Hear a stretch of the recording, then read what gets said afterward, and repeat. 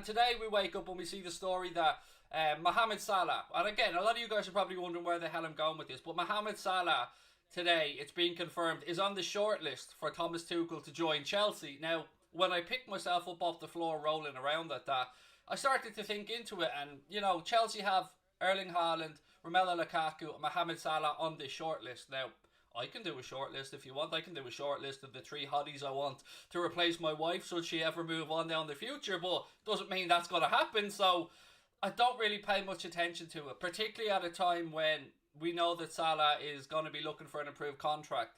On the day that we also find out that apparently Virgil van Dijk could be offered a deal that would see him earn over 400 grand a week at Liverpool to finish his career at the club. We wait and see whether there's truth to that or not.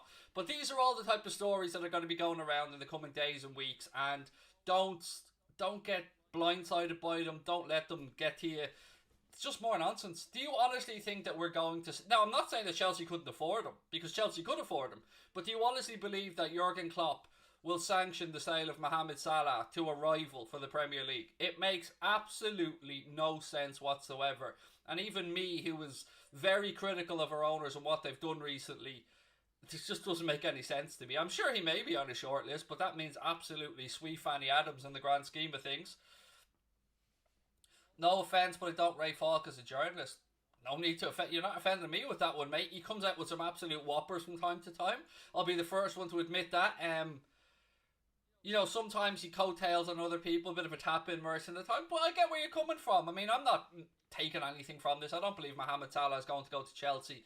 Now, what does interest me, and interests me from a fearful point of view, is the PSG link, because if Liverpool don't play ball with Mohamed Salah, for whatever reason, whether Jurgen Klopp thinks that maybe we need to make a change, or maybe he will get his new contract and we'll all be happy. So, whatever happens, he won't be onto a Premier League rival. I can absolutely assure you of that one. There's just no way that the club would do that. It would just be stupidity of the highest order, and whatever we think about our owners, whatever we think about the people at the club, they're not going to sanction this one. So you can absolutely throw that one in the bin, because it ain't happening. I don't think Salah will go to Chelsea. He won't go to Chelsea. No, that's not to say that Chelsea aren't a good sporting project, because look, they are right now.